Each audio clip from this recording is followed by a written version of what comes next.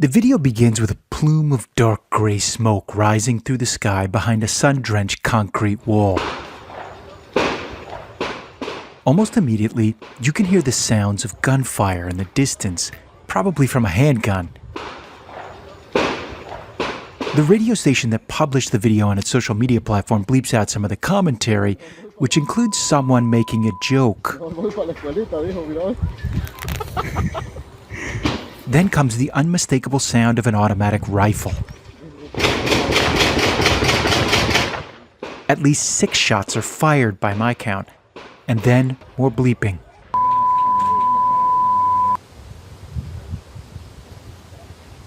Then an eerie silence. Then more commentary that's hard to understand, and then a gasp. Finally, a cold observation. I hope they shot a few of those women, the voice says.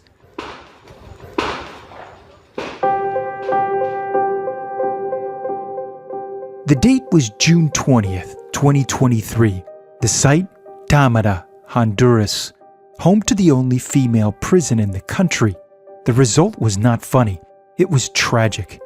46 women, or about 5% of the prison's total population, were dead.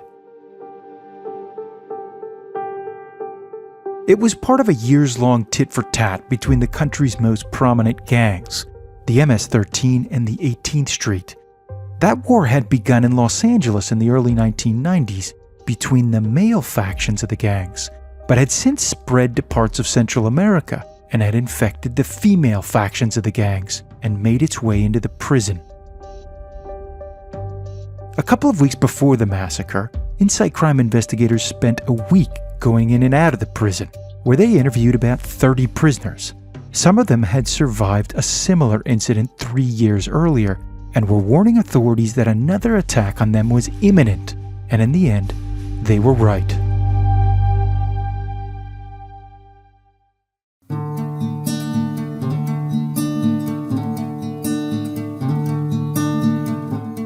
Welcome to Insight Crime's podcast, where we'll take you to the furthest reaches of the Americas in order to help you understand how organized crime works. I'm your host, Stephen Dudley, Insight Crime's co-director. I've been investigating gangs in Central America for over a decade and wrote a book on the MS-13.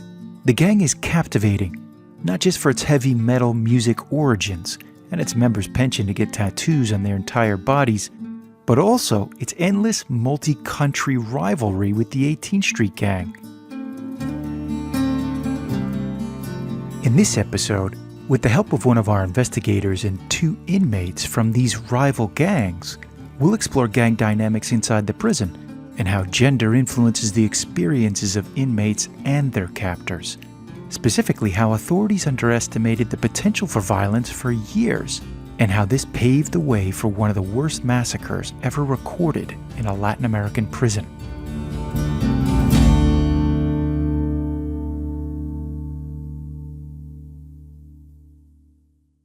So the prison we visited is called the Female Center for Social Adaptation, and it's a prison that is located in the town of Támara, which is about 40 minutes away from the Honduran capital, Tegucigalpa. That's Victoria Dittmar. We call her Vic for short. She was the lead investigator on the story. To get access to the prison, we had to get permission from every single top official at the Ministry of Security in Honduras and the National Penitentiary Institute. And this process took us about 6 months. The prison was designed to rehabilitate inmates, so there are lots of open spaces and extra rooms. So when you walk into the prison, what you see is an open space. Once you get in through the first security filter, you're led into what is called the main yard. And the main yard is surrounded by the different sections. There are about 12 sections in total, including a maternity ward. What you see is that these sections are pretty much open. We don't see high walls with no windows, with metal doors and stuff like that. Still, it's gang affiliation that ultimately determines how the prison is organized. The prison is divided in 3 big groups. They consider inmates who are associated to the 18th Street Gang, which are actually the majority of the inmates at this prison. So when we visited, for example, there were around 900 inmates. and almost half of them were linked, even loosely, to the 18th Street Gang. The second category that authorities use is all women, again, even loosely associated to the MS-13, which is the rival gang, and everyone else is part of what they call the general population. So it's not really divided amongst the different offenses you can commit. It's divided according to who you're related to, even if it's loosely related. But the prison wasn't always divided by gang affiliation. For years, prison authorities mixed everyone into the various wings.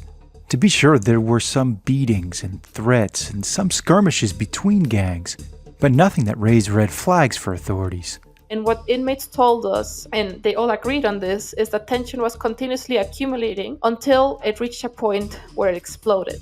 And this is what happened in May 2020 when members of the 18th Street Gang somehow left their cells in the middle of the night and killed 6 women allegedly linked to the MS-13 using knives, ropes, even just by beating them up.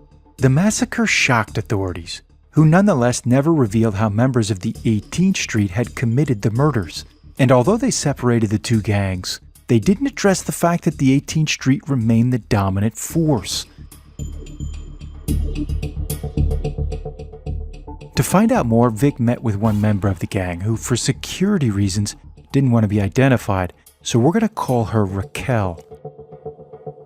Raquel is a 21-year-old woman who is incarcerated in the maternity ward along with her 1-year-old son. She is part of the 18th Street Gang, and she was arrested for extortion and drug peddling and was given a sentence of 20 years. So she was incarcerated with her child? How does that work? In theory, all women who are either incarcerated while pregnant or who are incarcerated while they have children younger than 4 years old, these children can live in the prison with them, or the women who are pregnant can live in the maternity ward. When we visited the prison, there were about 20 children who were also incarcerated with their mothers. Most of them were younger than 1 year old. What was Raquel's role in the gang? Raquel's role in the gang is what she calls a paisa. This means she's someone who works for the gang, considers herself an active member, receives a salary, but she never reported being initiated. So, for practical terms, we can consider her as a collaborator of the gang. Vic spoke to Raquel in what was a noisy maternity ward, so the audio's not the best. Raquel explained to her that she joined the gang when she was 14, just after giving birth to her first child. The father of the child, who was a member of the gang, died.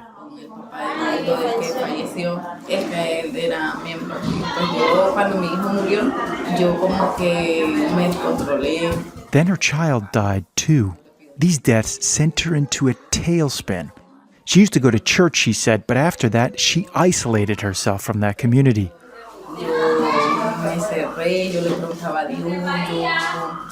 The object of her ire, she said, was God, but she seemed to take it out on the rest of the world.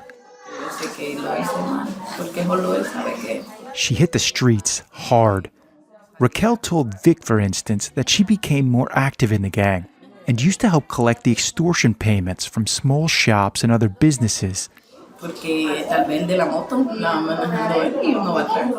This meant riding around on the back of a motorcycle, trying to keep an eye on one another, as well as striking an intimidating stance while collecting what was euphemistically called a war tax.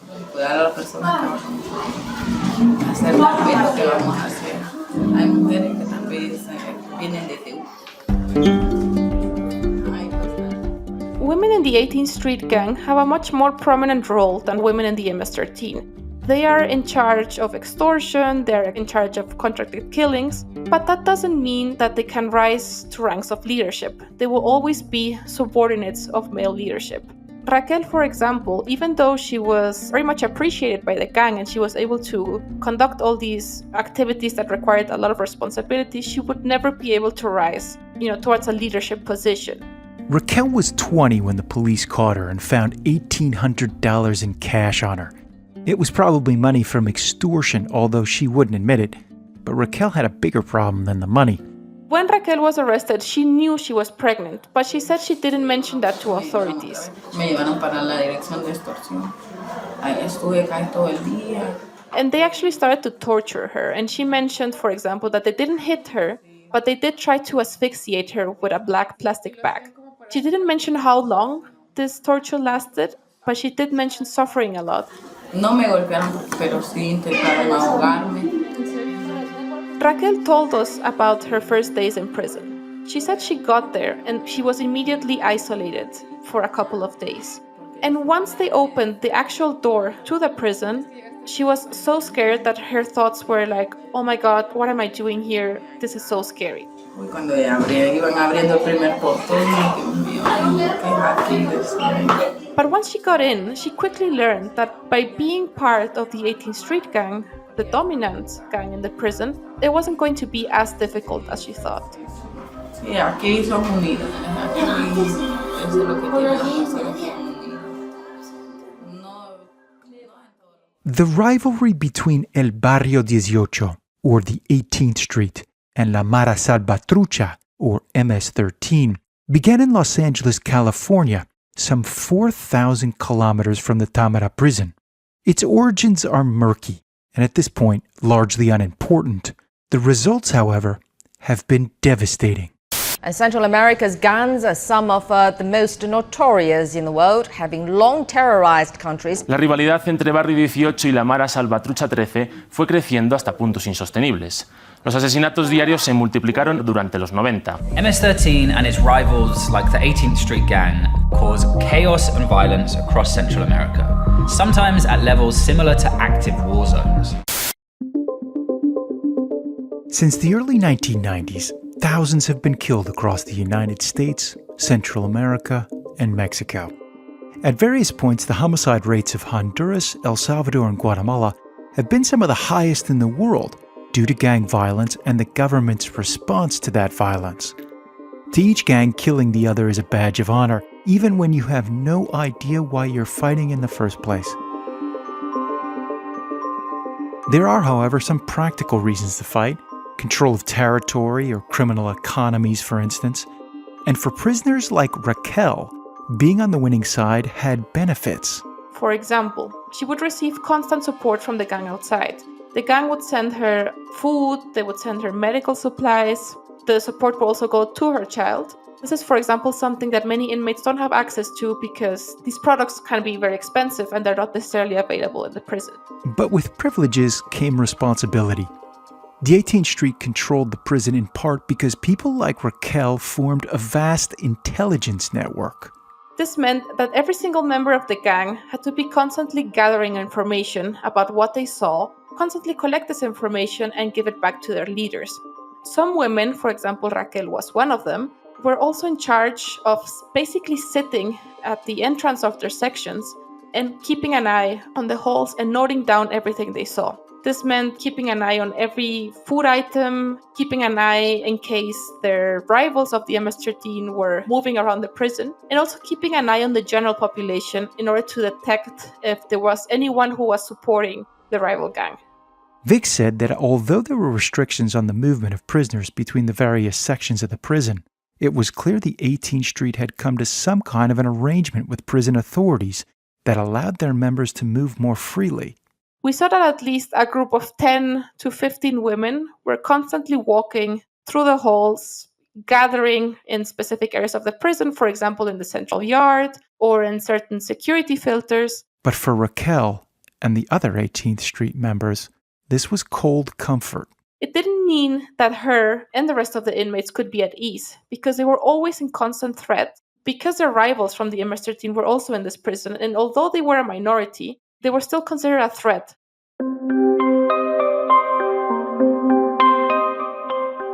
While Raquel was in the maternity ward and enjoying certain privileges, another woman who we're calling Adriana was incarcerated in Module 1, a few hundred meters away, in an overcrowded space with another 120 women who authorities say are part of the MS-13. Adriana is 30 years old, and she is a former MS-13 gang member. She has been incarcerated for almost 7 years and still has 21 years to go. And she was arrested for extortion and for illicit association to criminal groups. So when did she decide to join the gang? Adriana decided to join the gang from a very young age, because for her it has always been a no-brainer to be somehow involved with the gang. She grew up in an environment where she had always some sort of contact with the gang. And in her case specifically, at least that's how she describes it, the gang was a safe place for her because she had a very aggressive personality. Yo era muy peleona, demasiado agresiva. She was very violent, and that was normally rejected in other spaces. But in the gang, it was appreciated. Yo me golpeaba con la que sea, porque era bien respondona.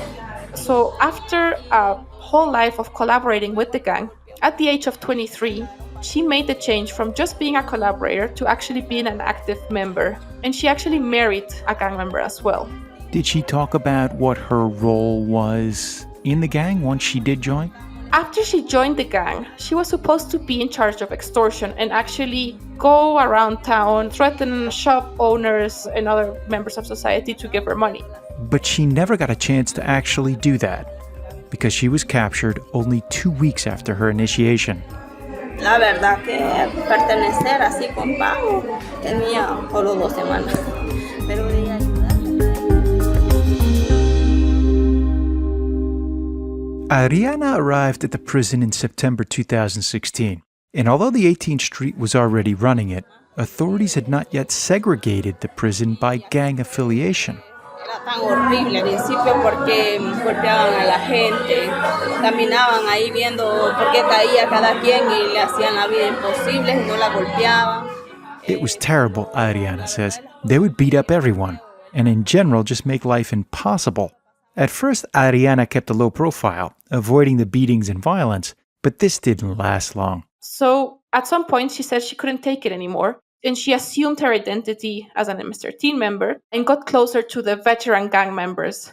And they were very impressed with her violent personality and her skills, so they gave her several responsibility roles, and she started to rise within the prison ranks. What leadership roles did she take on? The main role that Adriana assumed was being a coordinator, not for her section specifically, but she was a coordinator for every single gang member associated to the MS-13 or even women loosely associated to the MS-13. Primero fui líder de las MS. What this meant is that she was, first of all, responsible of receiving any new inmates, accommodating them, helping with logistics. La coordinadora de todas las MS. Empezaba a repartir ayuda. But she was also in charge of maintaining cohesion and structure within the different gang members. So she was both someone who brought everyone together, but she was also an enforcer of violence.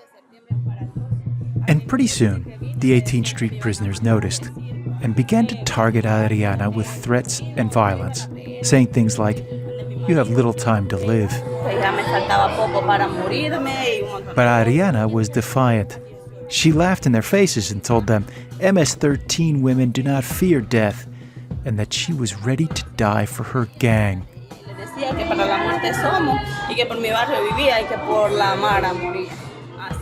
The fights continued, small fights and big fights. After a particularly brutal one, however, she was thrown into isolation for 8 months. Horrible porque no teníamos luz, no había agua y estábamos encerradas en las jaulitas, en las chiquitas. There, they were 5 to a cell. The only light came through 2 small window panes. There was no running water. Estuvimos 5 personas en cada jaulita y el espacio es tan reducido que solo cabe la cama y un espacio para que usted se pare a cambiarse y el baño y una ventanita y es tan caliente, es tan feo ese lugar. The heat was stifling and constant, giving rise to the area's nickname, La Plancha, or the clothing iron. No recibíamos aire, no recibíamos nada. Caught beneath La Plancha, Adriana sought comfort and solace in a more spiritual life. The evangelical church is one of the few escape hatches for gang members, and by the end of her term in La Plancha, Adriana was more God-fearing Christian than MS-13. But while she was different, the prison was still the same. When Adriana left the cell, she found that the tension between both gangs was still accumulating. And this was only a few weeks before one of the most tragic episodes in the prison was about to unfold. That tragic incident was the first of the 2 massacres. the one I mentioned earlier. It was the end of May 2020 when, according to authorities, a group of inmates set fire to the administrative offices of the prison, which served as a distraction for the prison guards who went to put it out. And while they were putting it out, a group of inmates from the 18th Street Gang were able to somehow break out of their cells, but they left their cells armed with baseball bats, with ropes, with knives. And they were looking for 6 women who had just entered the prison and who were allegedly linked to the MS-13. So they started to run around the prison halls, looking into every section of the prison, looking for these women. And they eventually found them, and they took 3 of them to the prison gym, where they beat them to death. They found another one in the maternity ward, where they stabbed her, again, to death. And they found the last one in section 1 of the prison, where they also beat her to death. For her part, Adriana thought that if they saw her, she too might get killed. She survived by hiding under a pile of blankets in her cell. They took over the entire prison, she said. It went on all night. Toda la noche, aquí nadie entraba. It was horrible, she said. You have no idea how horrible blood smells. Eso pasó tantas cosas aquí que eso era horrible. Usted no sabe cómo se sentía el olor a sangre. When the names of the dead were announced, the hairs on Adriana's arms stood up. She had spent countless hours with them, eating meals, getting tattoos. They had shared a life together. Cuando salieron los nombres se me pararon los pelos porque eran con las hipotas que yo había comido, las hipotas que me tatuaron, las hipotas que yo había todo con ellas.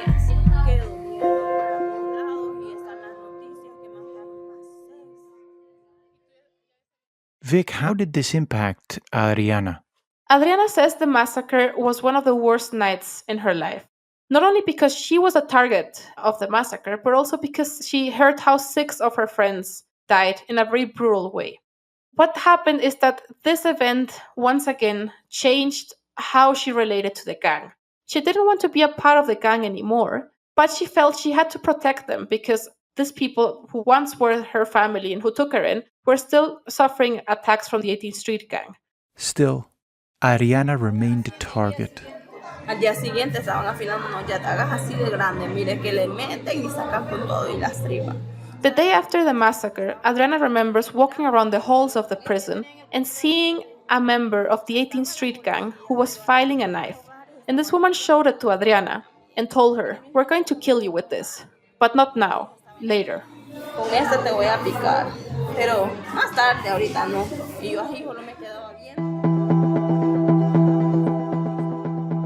The 2020 prison massacre took prison authorities by surprise, and they separated the 2 gangs.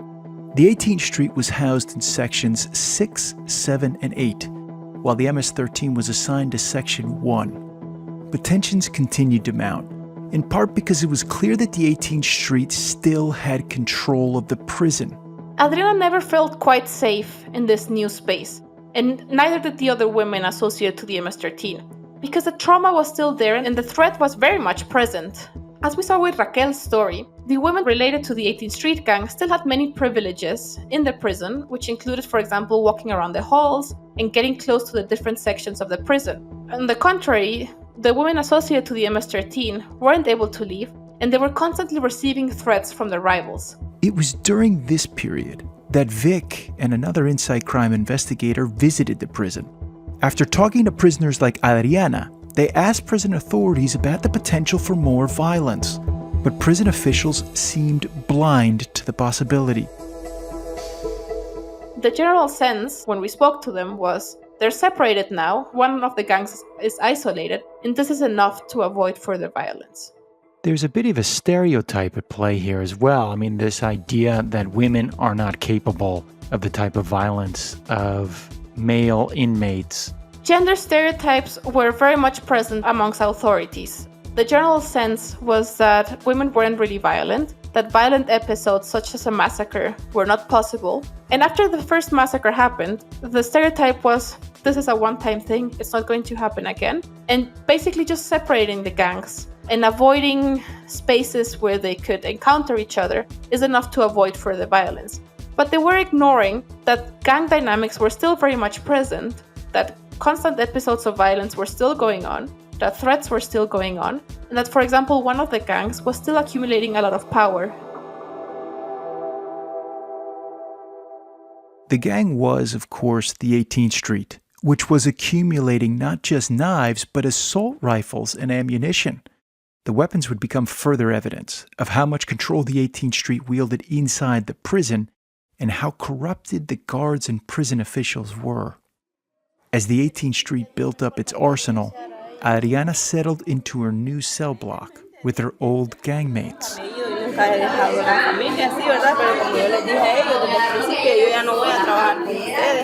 She did not consider herself an MS-13 member anymore, but she wasn't going to abandon those who she considered family either.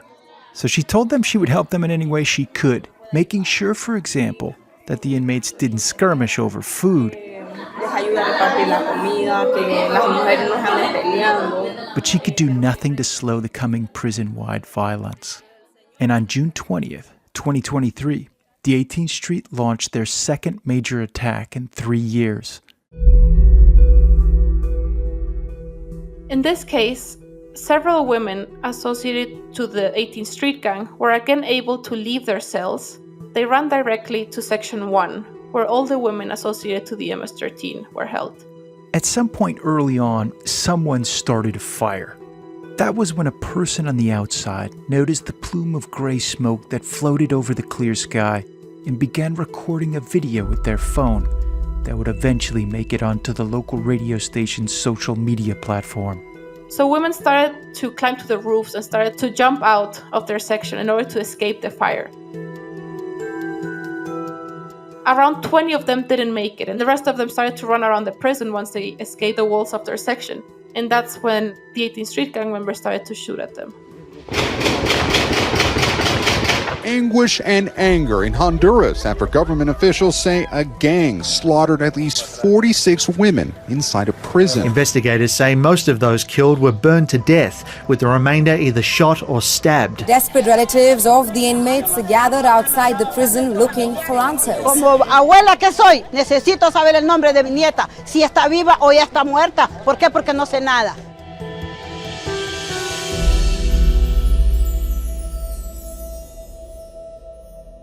Do we know what was going on with Adriana and Raquel while this massacre was occurring? We know that both Adriana and Raquel survived this episode.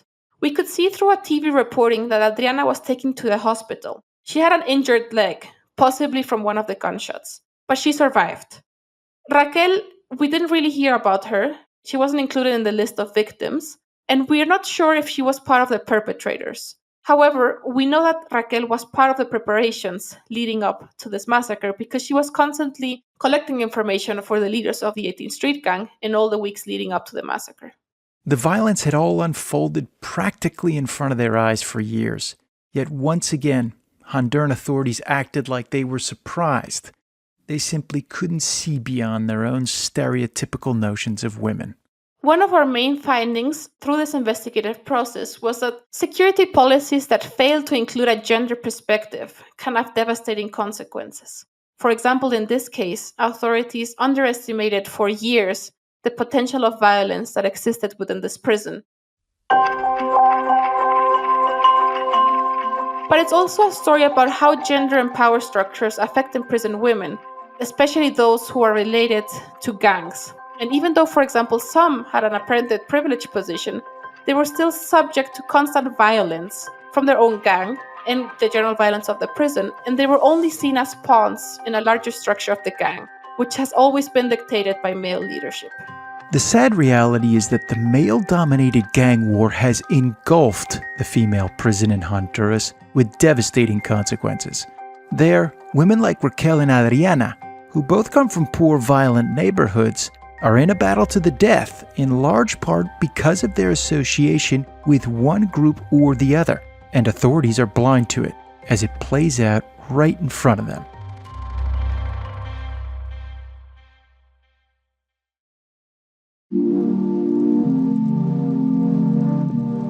This show is a co-production of Inside Crime and La No Ficción. This episode was produced by Elisa Roldan and written by me, Stephen Dudley. A special thanks to our reporters, Victoria Dittmar and Ellen Montoya, to Raquel and Adriana for sharing their stories, and of course to our team at Inside Crime. Our editors are Elisa Roldan and Tomás Umprimni. Our sound designer is Valentina Fonseca, and our graphic designer, Isabela Soto. The book I wrote in the gang is titled MS-13, The Making of America's Most Notorious Gang. It was published by HarperCollins in 2020. There you'll find the 40-year history of the gang. And don't forget to visit InsideCrime.org to learn more about these stories and our coverage on prisons, gender, and other organized crime-related topics. If you think these stories are important, please consider making a donation.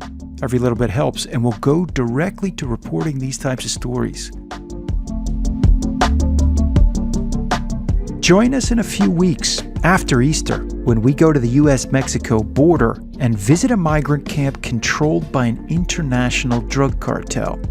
In the meantime, enjoy the belly laugh of one of the many kids in the maternity ward of the Tamara prison, a place that could use the occasional infusion of joy.